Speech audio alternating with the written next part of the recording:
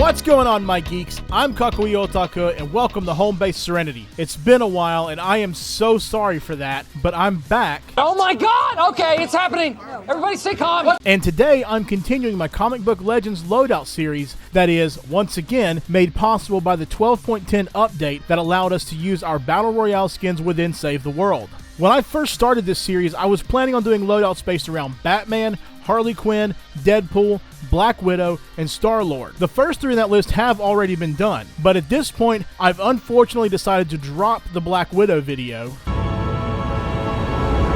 as there is really no way to build her within Save the World. I am still doing a Star-Lord video though. In fact, it was supposed to be the next video on the channel, but something else happened after the release of the Deadpool video that prompted me to change my plans. So who am I doing a loadout on today then? Thanks to Fortnite releasing 3 X-Force skins several weeks ago now as part of the Deadpool collaboration, I'm doing a video today on Psylocke. What you're watching here was what first introduced me to this character when I was a kid, the Super Nintendo game X-Men Mutant Apocalypse, which as you can tell is what inspired the intro to this video. There were 5 characters you could play as, including Wolverine, Cyclops, Gambit, Beast, and of course, Psylocke. I vaguely remember her from the comics when I was a kid, and she was only in 2 episodes of the X-Men animated series I watched growing up, but this right here was what made me love this character. She was so much fun to play in this game, and I hate that we haven't seen more of her in other media. They tried to say that she was technically in X-Men The Last Stand, but that character was basically an amalgam of multiple characters, so that doesn't really count. Then, she actually was in X-Men Apocalypse a few years ago, and while it was good to finally see her on the big screen, I was disappointed in how they portrayed her. And even though this bit right here was incredible, I still think they could have done a better job with her overall. Well, they could have done a better job with that entire film, but that's not what we're here to talk about. We're here to talk about how I've built Psylocke within Save the World. And for the commander, I've gone with Whiteout Fiona. Her commander perk increases the crit rating of swords, axes, and scythes by 45. This is actually the perfect commander to use with the main weapon I'm going to use, especially with the way it's built. Now there really is nothing like Psylocke's side blades within Save the World at this point, but a certain sword can kind of work to imitate how she uses her side blades. And that sword is the Guardian's Will. The one you're looking at here was crafted for me by Death Grip, as I never really did much with mine. The base crit chance of this Guardian's Will is 15%. However, with Whiteout Fiona as commander, it's 50.5%. And that's with no crit rating buff in the perks. You'll see here that he put in double crit damage, energy plus more damage, and heavy attack energy efficiency. And that last one is key. A melee heavy attack takes somewhere around 40 to 45 energy per use, but with this Guardian's Will, it's only 18 energy per use. And with how I have the support built, you can almost do nothing but the heavy attack on this sword, which is kind of the idea. This heavy attack targets whatever is in your reticle and makes you leap over to your enemies and slam the sword through them and into the ground. However, the normal attack on this weapon is not that great, so I'm going to need something else for when I don't want to use the heavy attack. So I'm going with one of the best swords in the game, my Storm King's Ravager. I'm not going to go over this one too much, because I do have a video series planned where I'm going to go over all 5 mythic weapons, but we'll get to that next season. Spoilers. Now let's talk about the loadout I have for this build, which starts with the team perk, Bio Energy Source. I'm pretty sure this is the base game team perk that everyone should have, or it might be part of a base game quest line. I honestly can't remember now. What it does is that for each hero in your support that's leveled up to 3 or more stars, you will recover shield equal to 0.2% of your energy spent. And with a full support team of heroes at 5 stars, that means it will recover 1% of my shield for each bit of energy lost. This is a huge part of what makes this build so spammable. You're going to be up to your neck in husks, which means you're going to be losing shield. But since you're spamming your heavy attack, you're constantly recovering shield with each attack because you're constantly using energy. Oh yeah, it's all coming together. Now onto the support team, starting off with Power Pop Penny, whose Bringing Down the House perk gives a 12.5% chance that heavy attack eliminations will proc Rock and Riff, which I have gone over many times on this channel. And you know this, man! It's important here, even without the team perk, because of the buff it gives to damage and melee attack speed. Up next is Deadly Blade Crash, one of the best ninjas in the game to have as commander. In support though, her Corrosive Strikes perk applies 30% snare and affliction to enemies, which deals 37% of damage dealt each second for 3 seconds on any melee critical hit. Nice. This is most important when you're using this heavy attack on higher health enemies, as most trash mobs will be decimated by this attack. However, it's not as effective on the higher health enemies, so that affliction can come in very handy. Next is Lotus Assassin Sarah and her Assassination perk, which grants stacks of assassination for dealing melee weapon damage. Each stack increases your melee weapon damage by 4.5%, lasts 5 seconds, and can stack up to 5 times. A little bit spicy. Then another key to this loadout, Anti-Cuddle Sarah, whose Rapid Charge perk grants you 7.5% energy for each melee weapon elimination. This is another reason why this loadout is so spammable. Spam, spam, spam, and spam! Lastly, Arlene Itza and her Monster Smash perk, which increases Life Leech with melee attacks and Going Constructor up to 15% based on the percentage of your missing health. Since, as I said earlier, you're going to be up to your neck in husks, having this Life Leech can come in so clutch. You saved my life.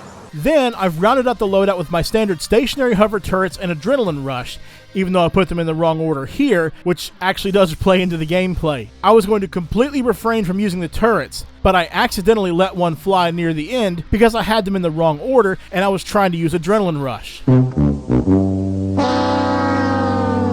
To show this loadout off, I went into a power level 124 Eliminate and Collect mission. I know there's a history of me potentially using this mission too much on the channel, but I decided this was the perfect mission to do by myself and on private, so all the husks come after me. That way there's just a horde of husks coming after me, which is great for this build. So let's jump on into the gameplay and see how it went. Alright, here we go. I'm approaching the very first horde that has spawned in. Let's see how this goes. I'm not sure I'm going to like it in a forest zone because the trees are going to block me a little bit, but we'll see how it goes. I mean, it should still be okay. I mean, you can see I'm still able to jump on them and just smash them to the ground. It's working pretty well so far. Alright, there we go. First horde down. Pretty easy. Oh, but there's more. Where are all those? Are they under here? Did they spawn underground? I think so. Look at these dudes spawning underground like this. I do see a bunch more husks above, so I'm gonna get out from this cave here and go take these on. I mean, you see I can just keep doing this infinitely as long as I'm eliminating, because of the way I've got this built. You see, I'm doing nothing but this heavy attack because my energy is just always there as long as I'm eliminating a large horde. Oh gosh, hello. That blaster is taking me down. Alright, yeet! I really haven't gotten a good example of this yeeting to enemies yet, but I'm sure I will before the end of this clip. See, here I am even stood in the middle of some B-dudes, and nothing's happening to me. That's the power of this build. I mean, normally, you're in the middle of B-dudes like that, and you're going to be chunking health away, and you're just going to be dying. So, the fact that I wasn't is pretty great. Bonus challenge success. Good job, Oh, I just finished the bonus challenge. Okay. I wasn't even paying attention to what they were. Oh, yeah, I don't have to use Adrenaline Rush. Oh, I didn't mean to use the turrets. Crap. Oh, gosh. I'm getting away from all this. Maybe I'll just yeet over into these. Yeet! Oh, goodness. There we go. There was some yeeting. Oh, and I've got my last sample, I think, somewhere around here. Yep, I see it. I'm going to go get it. Oh, come on. There we go. All right. So no matter what happens now, the mission will be a success. Let's just try to slam into these last guys here. Oh, gosh. There's a lot of them now. This isn't what you want, though. This... Having a bunch of nature husks when you're trying to use a heavy attack, that's not what you want to see. Oh my goodness, look at all this. Yeet! Yeet! Ah, it did nothing. Yeet! Yeet! This is kind of what you want, actually. This is where this loadout excels, just when you have a bunch of husks like this, which is exactly why I chose to do this exact mission type, rather than some kind of defense or whatever. I'm switching over to this now that I got it down to just a couple. I don't want to waste heavy attacks when it's just one or two. Oh, man. Oh, this is so much fun. Oh, I just yeeted myself into the storm. I mean, yeah, this loadout could definitely still be successful in any kind of defense. I just wanted to show off the power of these slams on a bunch of, like, hordes of husks that you wouldn't normally have in a defense. All right. Last bits are coming in now. I don't know if I want to risk it with my low health and actually go into the storm or not, but I'll take down these that are right here at me. Oh, you know what? I'm fine now. Getting too dangerous. Okay. Have to Alright, well, that went really well. So honestly, I have to say that this loadout was super fun to play around with. I've played around with it a lot over the last several weeks, and it has been not only fun, but incredibly effective too. To be able to just yeet yourself at your enemies and slam your sword through them is just so satisfying. So let's talk about how you can get a hold of these heroes should you want to try this loadout for yourself. Whiteout Fiona is an event hero that can be found under Event People in the Collection book as a part of the Road Trip Heroes set, and can be recruited from that set by using a hero recruitment voucher, as with most other event heroes, should you have any left. Power Pop Penny is also an event hero and can be found under Event People in the Rad Heroes section of the collection book. Deadly Blade Crash can be found in the Expansion People section of the collection book under Storm Zone Heroes, where she can be recruited for 3,000 training manuals and 100 legendary flux. Lotus Assassin Sarah is only available in the limited edition version of the game if you chose the ninja class, or in the Ultimate Edition, which gives you all 4 classes. Neither of these have been around for a good while now, but the good news is that she is a reskin of a base game hero, Assassin Sarah. Now, Assassin Sarah can be recruited from the ninja section of the collection book by using 3,000 training manuals and 100 legendary flux. Anti-Cuddle Sarah is yet another event hero that can be found under the Event People section of the collection book in the Springtime Heroes section. Arlene Itza was unlocked by completing a mini quest line as part of the 2019 Fortnitemares event, and still has not been made available to recruit from the collection book yet. I do still have hope that that could change in the future, so keep an eye out for that. And I think that's going to do it for this 4th installment of my Comic Book Legends series. Again, I am so sorry it took so long to make this video, and that there has been nothing for over 5 weeks now. I had a major bout of writer's block while trying to figure out exactly what to do for the intro, and then once I did, I had a problem figuring out how to even make it happen. But I finally pushed through that, and I think the intro came out pretty well, all things considered. So if you've liked what you've seen so far, please like the video and leave a comment down below if there's a different way that you would build Psylocke within Save the World. Also, if you want to see the rest of the series, please consider subscribing and hitting the notification bell so you can see those videos and any other videos as soon as they go live. Next up, I'll be taking on a challenge from Aiden Harris to improve his Cannonball Death Trap.